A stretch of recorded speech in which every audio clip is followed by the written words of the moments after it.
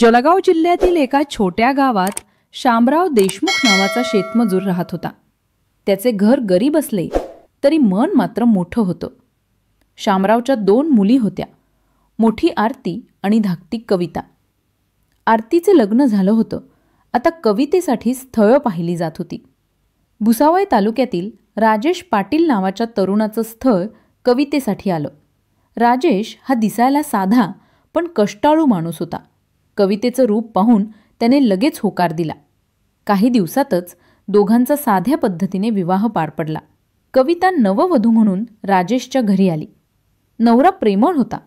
सासू सासरे थोडे कडक, पण कविता नम्र स्वभावाची असल्याने सगळ्यांचा तिला लवकर लळा लागला. राजेश हा रोज मिस्त्रीच्या कामाला जायचा, त्यामुळे कविता घरी एकटी असायची. थोड्या दिवसांनी राजेशने विचारलं, कविता, तू पण कामाला येशील का? हाताला थोडा पैसा लागेल.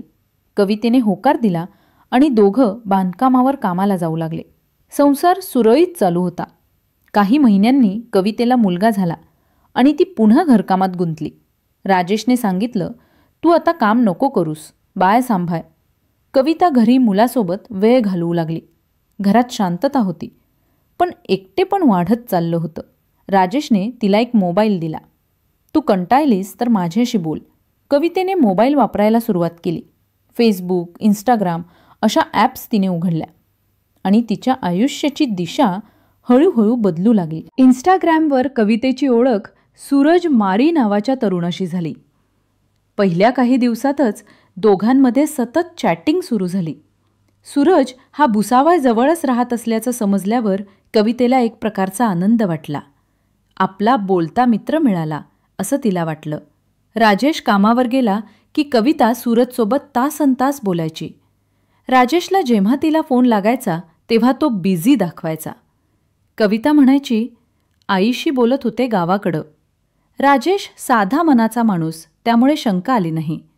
पण दुसरीकडे कविता आणि सूरजचे संबंध आता फक्त फोन पुरते राहिले नव्हते.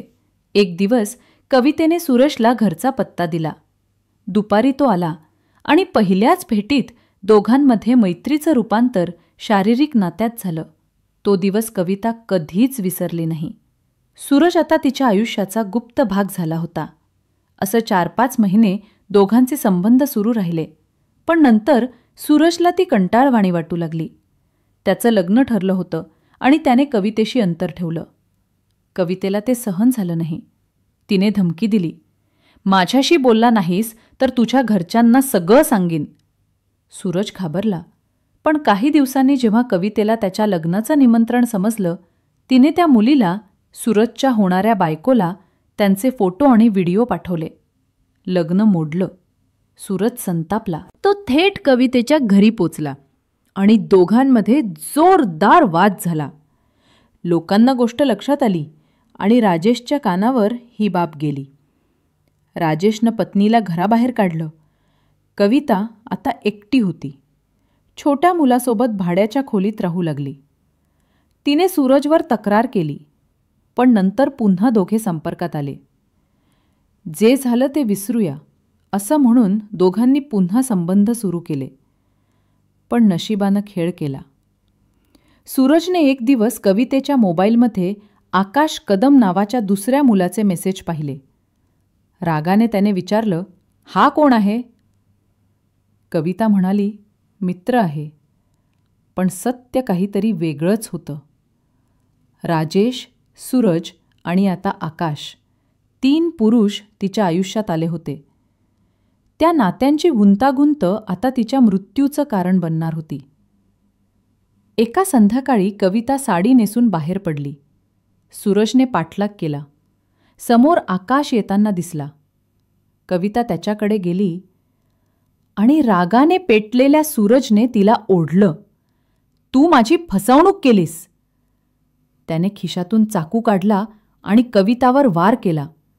गल्लीतले लोक धावत आले, पण तोपर्यंत उशीर झाला होता. कवितेला रुग्णालयात नेण्यात आलं, पण ती मयत घोषित झाली. सूरज पडून गेला. नंतर पोलिसांनी त्याला अटक केली. कवितेने तयार केलेली प्रेम आणि वासनेची साखळी शेवटी तिच्या स्वतःच्याच जीवाला घातक ठरली.